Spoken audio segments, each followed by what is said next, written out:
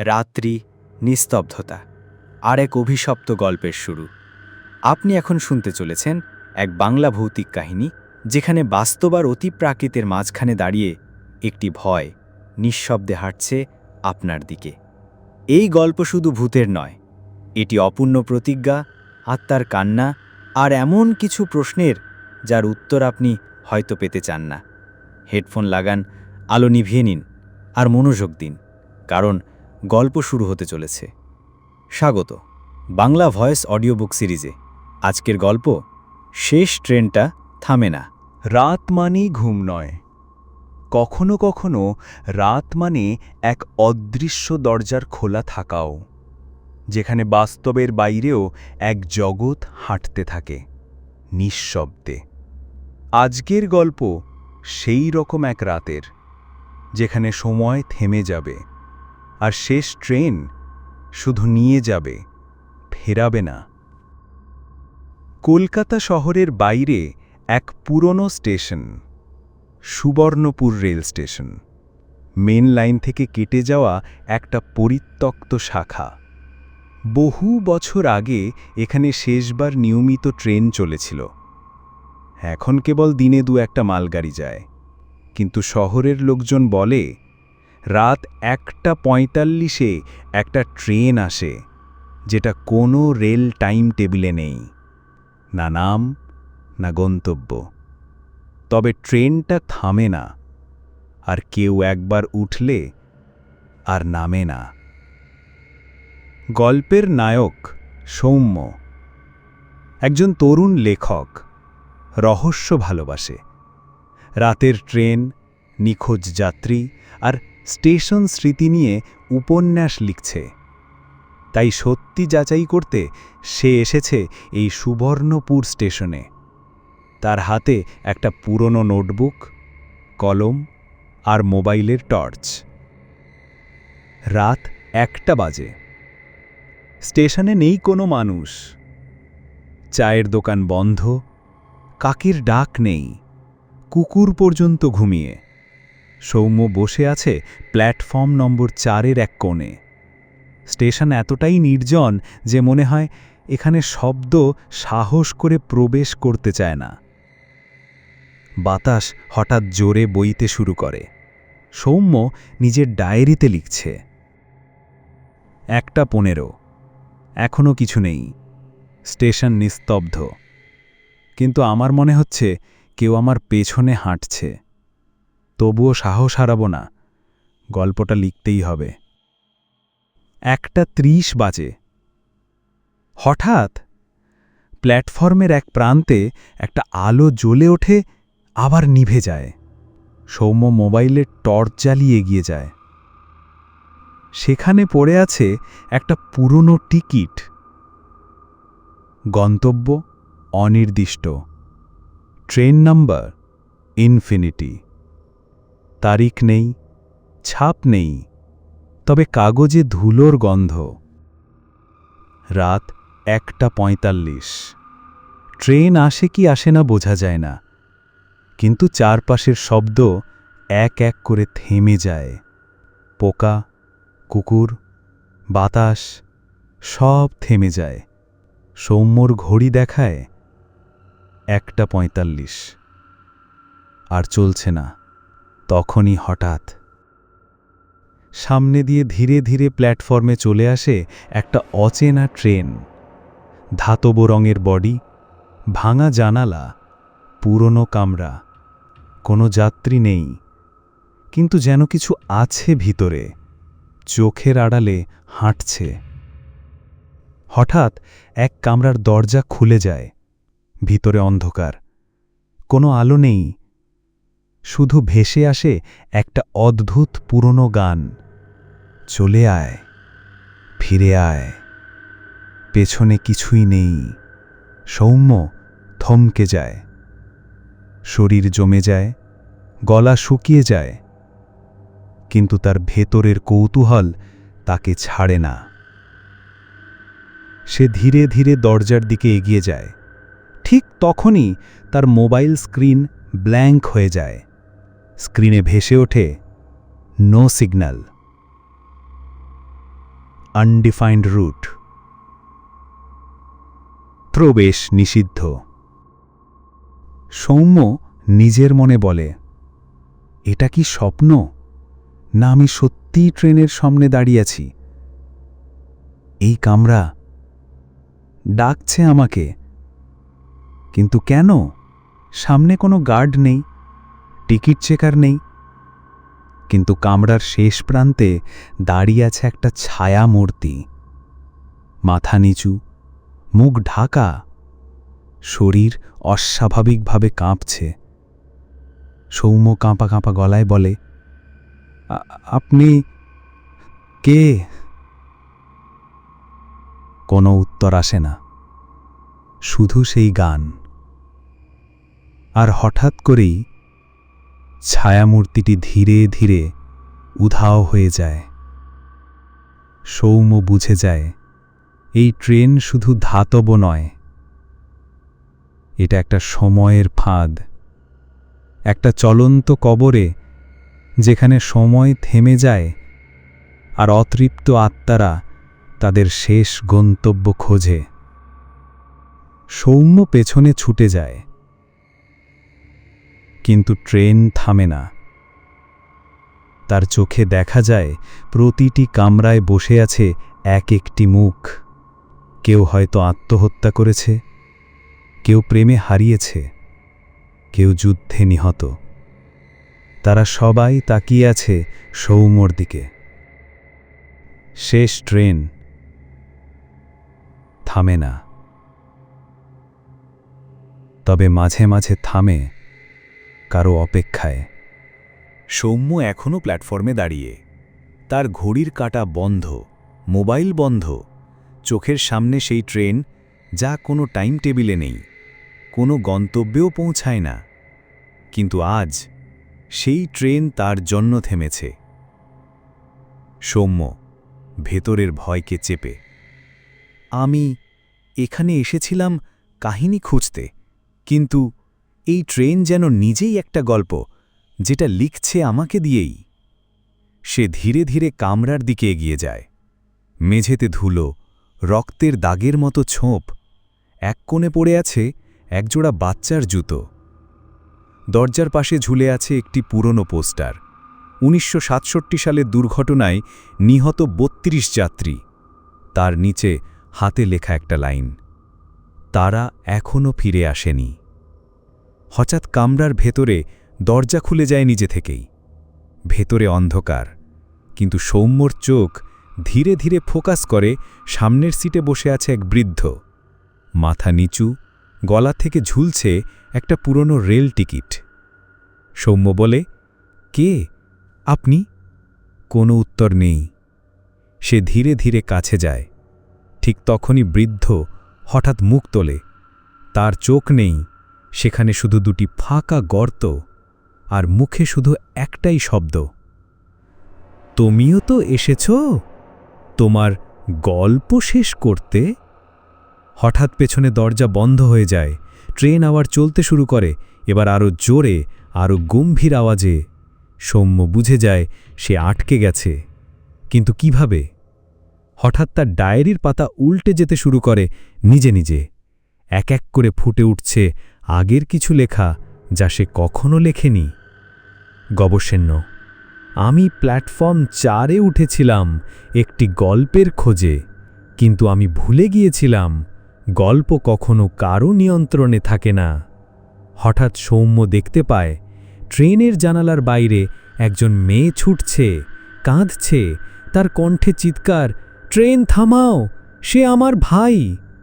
সৌম্য চমকে উঠে বলে, ও কি অনন্যা?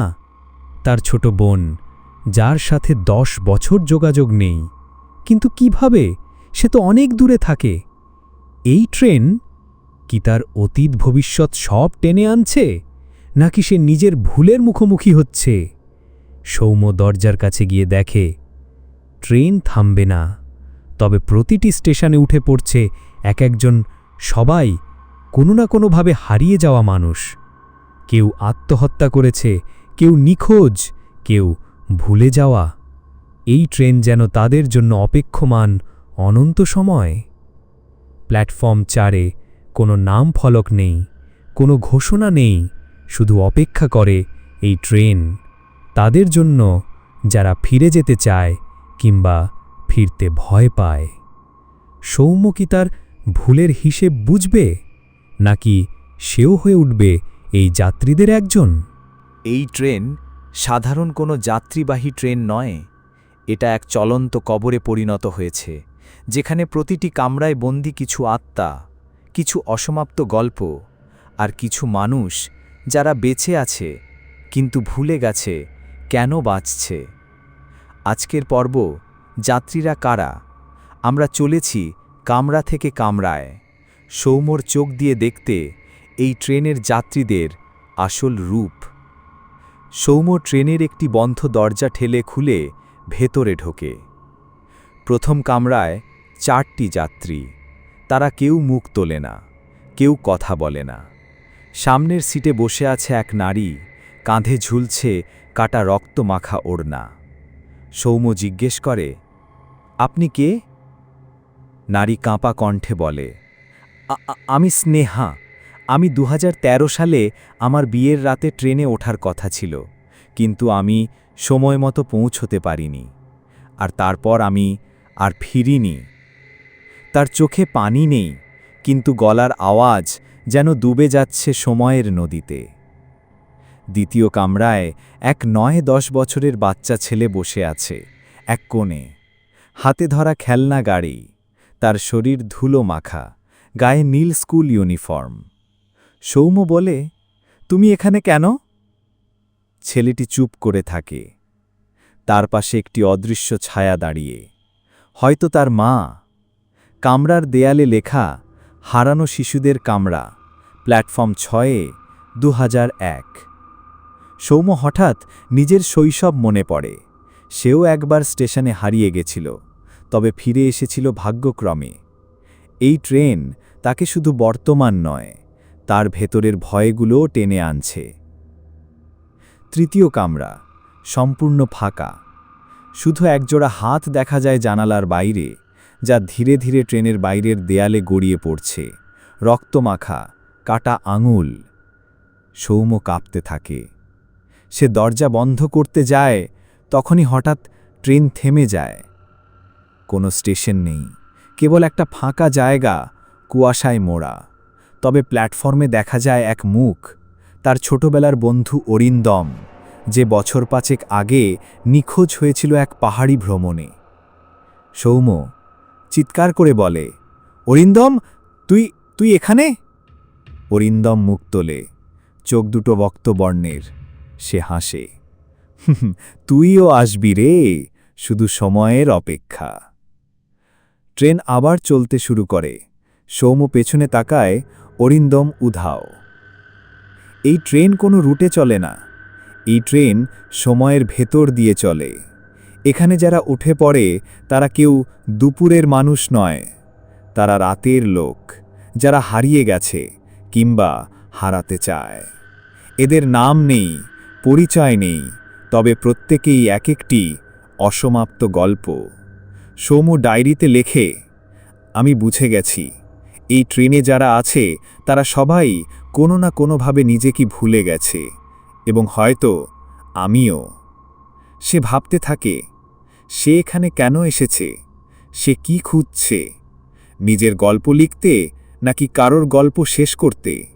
সময় সব কিছুর ওপরে, কিন্তু যদি কোনো এক মুহূর্তে সময় নিজেই থেমে যায়, আর যদি সেই থেমে যাওয়ার সময়ের মধ্যে কেউ আটকে পড়ে, তবে কি সে আর মানুষ থাকে, নাকি হয়ে ওঠে শুধু স্মৃতির ছায়া? আজকের পর্ব, সময় চক্রের দরজা, একটি দরজা খুলবে যা সৌম্যকে তার অতীতের মুখোমুখি দাঁড় করাবে। গল্পের শুরু, ট্রেন চলছে, কিন্তু কোনো রেলপথ নেই, কোনো স্টেশন নেই। চারপাশে শুধু অন্ধকার, কুয়াশা, আর জানালার বাইরে সময় যেন দাঁড়িয়ে। সৌম্য একটা কামরার দরজা ঠেলে ঢোকে। এবার সে একেবারে আলাদা পরিবেশে। এই কামরায় নেই কোনো যাত্রী। আলো নরম, দেওয়ালে তার ছোটবেলার কিছু ছবি, তার প্রথম গল্প প্রকাশের দিন, তার বাবা মার সঙ্গে হাসি মুখে তোলা ছবি, সব কিছু। সৌম্য চমকে, এগুলো এভাবে এখানে কি করে? তবে ছবির নিচে লেখা কিছু অদ্ভুত লাইন। তুমি যা ভুলে গেছো তারাও তো তোমাকে ভোলেনি। সে হঠাৎ দেখতে পায় একটা আয়না, আর সেই আয়নায় নিজেকে নয়, দেখতে পায় এক ছেলেকে, সেই নিজেই ১৩ বছরের বয়সে।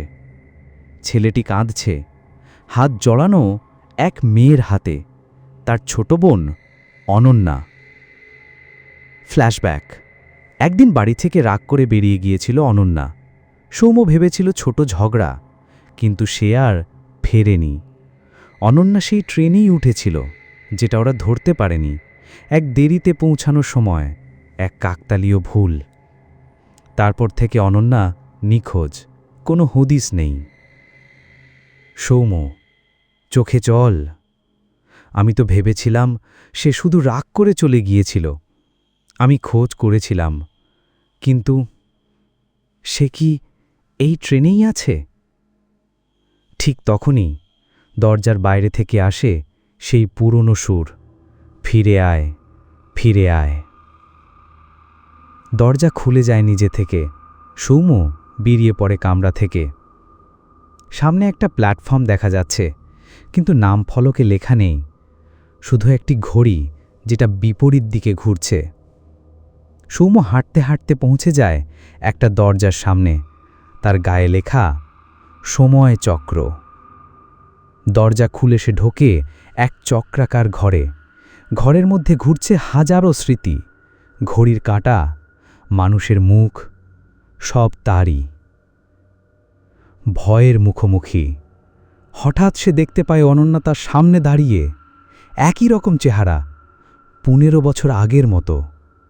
অনন্যা শান্ত কণ্ঠে, তুই আমায় খুঁজে পাইনি দাদা, তুই গল্প খুঁজেছিলি, আর আমি তো তোকে খুঁজে ফিরেছি। আজ এত বছর পর তুই আসলি ট্রেনটায়। সৌম্য, তুই বেঁচে আছিস? তুই কোথায় ছিলি? এই ট্রেনেই, সময় চক্রে। যারা ভুলে যায়, যারা দেরি করে, যারা শেষ কথা বলা হয়ে ওঠে না, তাদের সবার জন্যই এই কামড়া।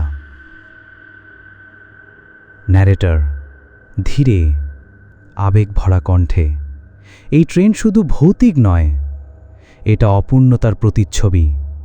এখানে এসে প্রতিটি যাত্রী সময়ের কাছে নিজেকে ঋণী মনে করে, আর কিছু ঋণ কখনো শোধ হয় না। শেষ দৃশ্য।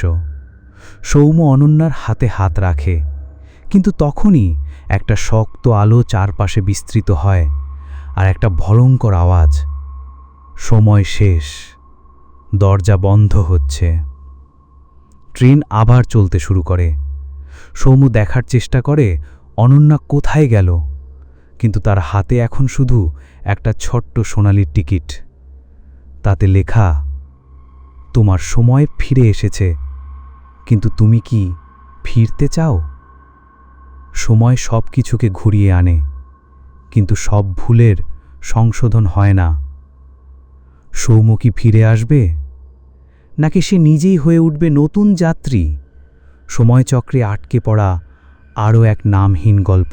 ছায়ারা কথা বলে না, এই বিশ্বাসটা আমরা অনেকেই পোষণ করি। কিন্তু যদি বলি তারা কথা বলে, তবে এমন ভাষায় যা কেবল সময় থেমে গেলে শোনা যায়।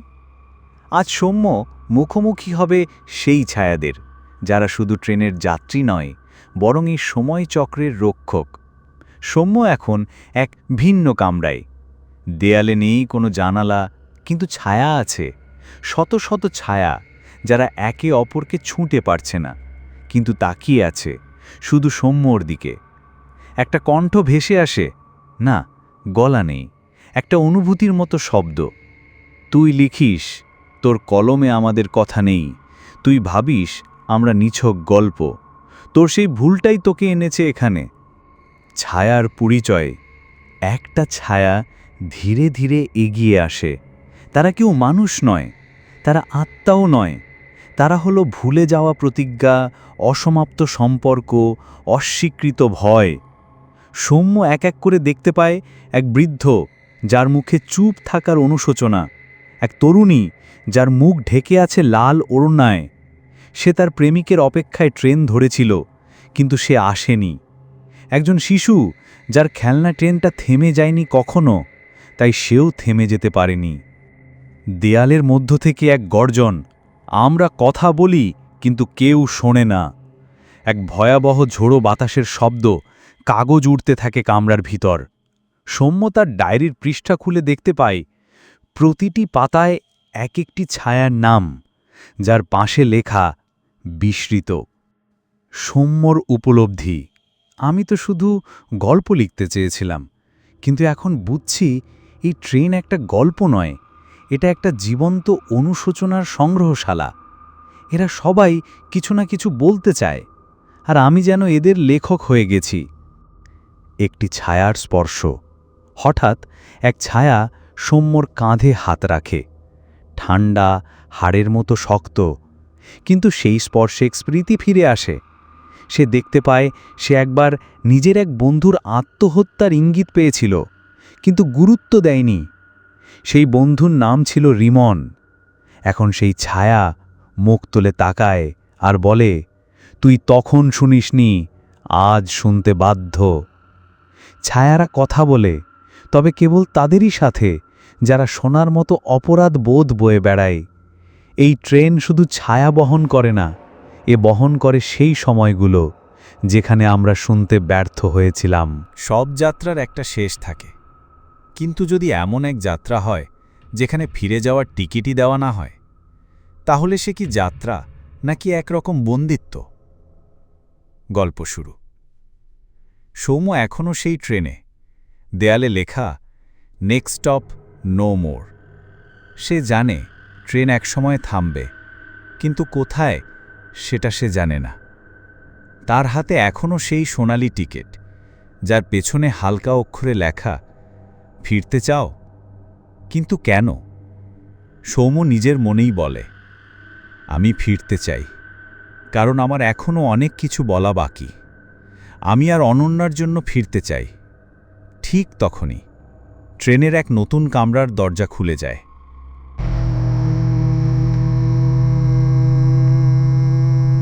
এই কামরায় শুধু সাদা আলো, কোনো সিট নেই, কোনো ছায়া নেই, শুধু একটা আয়না, আর আয়নার সামনে রাখা একটা টিকিট কাউন্টার। সৌম্য এগিয়ে যায়। কাউন্টারে বসে আছে এক নারী, মুখ ঢাকা, কালো ওড়নায়।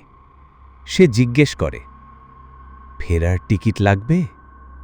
সৌম্য বলে, হ্যাঁ, আমি ফিরে যেতে চাই। মহিলার কণ্ঠ শীতল ও ভারী। যারা ভুল করে তারা কি সহজেই ফিরে যেতে পারে? তুমি কি নিশ্চিত বাইরে যাওয়ার পর আবার ভুল করবে না? সৌম্য চুপ। মহিলা তার দিকে একটা সাদা টিকিট বাড়িয়ে দেয়, তাতে লেখা ফিরতে চাইলে নিজের জায়গা দাও।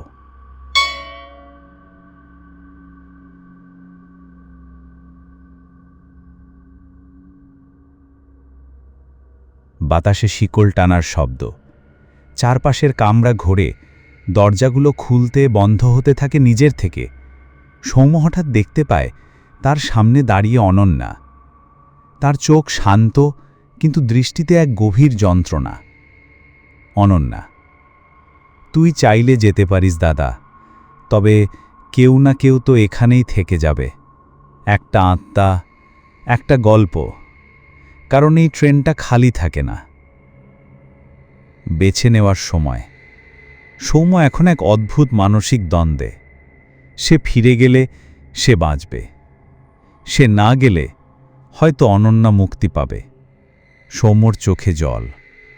সে বলে, তোর জীবনের সব কথা আমি লিখব, তোর নাম, তোর কান্না, তোর প্রেম, তোর অপেক্ষা, সব। অনন্যা শুধু বলে, তাহলে লেখ দাদা, আর আমি ফিরি। আজ তোর কলমই আমার টিকিট।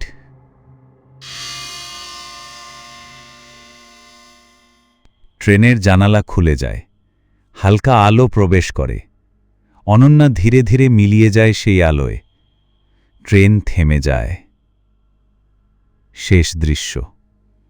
সৌম্য একা বসে আছে ট্রেনের শেষ কামরায়। তার হাতে সেই সোনালি টিকিট, এখন তা সাদা হয়ে গেছে। দেয়ালে হালকা অক্ষরে লেখা, ফেরার টিকিট সব সময় পাওয়া যায় না, কখনো তা লিখে নিতে হয়। কিছু গল্প শুরু হয় একটা ট্রেনে উঠে, আর শেষ হয় কাউকে নামিয়ে দিয়ে। এই ট্রেন কখনো থামে না, কিন্তু মাঝে মধ্যে কাউকে নামিয়ে দেয়, যারা অন্য কারোর জন্য নিজেদের আটকে রাখতে চায়। সব যাত্রা শেষ এক জায়গায় গিয়ে থামে। কেউ তাকে বলে মৃত্যু, কেউ বলে মুখ্য, কেউ আবার আত্মার রেল স্টেশন। সৌম্যর যাত্রা এখন শেষ প্রান্তে। তবে সে কি নামবে, না থেকে যাবে অন্য কারো ফেরার জন্য? ট্রেন থেমে গেছে, কিন্তু এবার কোনো কুয়াশা নয়, কোনো ছায়া নয়। এই স্টেশন আলোকিত, অথচ নিস্তব্ধ। নামফলকে লেখা মৃতস্মৃতি জাংশন, যারা একবার ভুলে গিয়েছিল তাদের জন্য।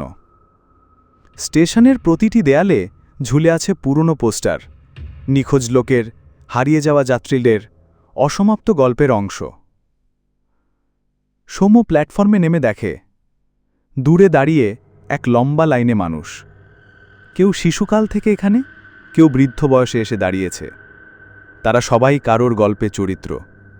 কেউ পুত্র, কেউ প্রেমিকা, কেউ ভগ্নিপতি, কেউ পিতৃপুরুষ। সবাই অপেক্ষা করছে একটি যাত্রা শেষ করতে।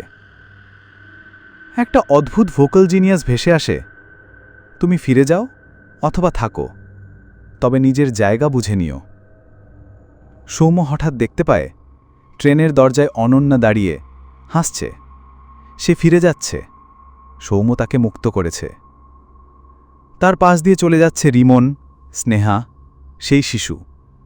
তারা নামছে, অবশেষে তারা ফিরে যাচ্ছে নিজেদের জায়গায়। এক অদ্ভুত সিদ্ধান্ত। এক বৃদ্ধ এগিয়ে এসে সৌম্যকে জিজ্ঞেস করে, তুমি কি সত্যিই যেতে চাও, নাকি এই ট্রেনেই থাকবে, পরবর্তী গল্প শুনতে, লিখতে? সৌম্য চুপ করে। তার ডায়েরিতে এখন আর কিছু নেই, সব পাতাই ভরে গেছে এই ট্রেনের কাহিনীতে। তবুও সে কলমটা তুলে নেয়। সৌম্য বুঝেছে, সব গল্পের শেষ মানেই শেষ নয়। কেউ না কেউ থাকতেই হবে এই ট্রেনে, আটকে থাকা আত্মাদের কথা শুনে যাওয়ার জন্য। সে ট্রেনে উঠে বসে, এবার প্রথমবার স্বেচ্ছায়। তার চোখে ভয় নেই, শুধু একরাশ অনন্ত কৌতূহল। শেষ হুইসেল বাজে, ট্রেন আবার চলতে শুরু করে। এবার আর কোনো স্টেশন নেই, শুধু ধীরে ধীরে মিলিয়ে যাওয়া ধ্বনি আর শূন্যতা। শেষ ট্রেনটা থামে না, কেননা কেউ না কেউ সবসময় চায় আরও একটু শুনতে, আরও একটুখানি লিখতে।